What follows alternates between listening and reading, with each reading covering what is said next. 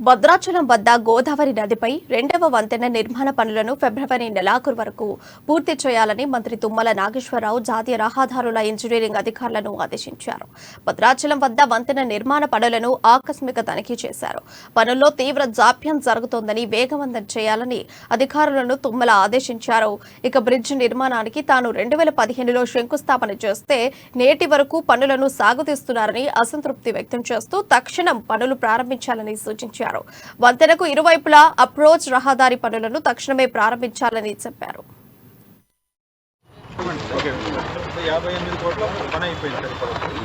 ఇంకా 7 కోట్ల పని పెండింగ్ ఉంది సార్. దాంట్లో మెయిన్గా ఎక్స్పాన్షన్ జాయింట్స్, క్రాస్ బ్యారియర్లు, వేరింగ్ కోట్ వేస్తే బ్రిడ్జ్ ప్రాపర్ కంప్లీట్ అయిపోతుంది సార్.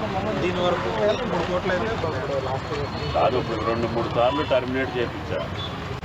మళ్ళీ పాపం కేంద్ర మంత్రి గారు చెప్తే we want to continue because సరే మీకు ఇబ్బంది ఉంటుంది కదా. ఇది 15లో శంకుస్థాపన చేశాను నేను, గడ్కరీ గారు. After all 100 crores. మరి మీ కంపెనీ 100 crores-ని 8 years 9 years కంప్లీట్ చేయకపోతే ఏమనుకోవాలి? అక్కడ మన టౌన్ బ్యూటిఫై చేయాలి. ఇది నేషనల్ హైవే పైసలు కాబట్టి అక్కడ నుంచి తీసుకో. ప్రపోజల్స్ పంపిస్తే ఐ విల్ టెల్. మీ ఈఎన్సీకి చెప్తాను, అక్కడ కూడా చెప్తాను. భద్రాచలం టౌన్ పుణ్యక్షేత్రం.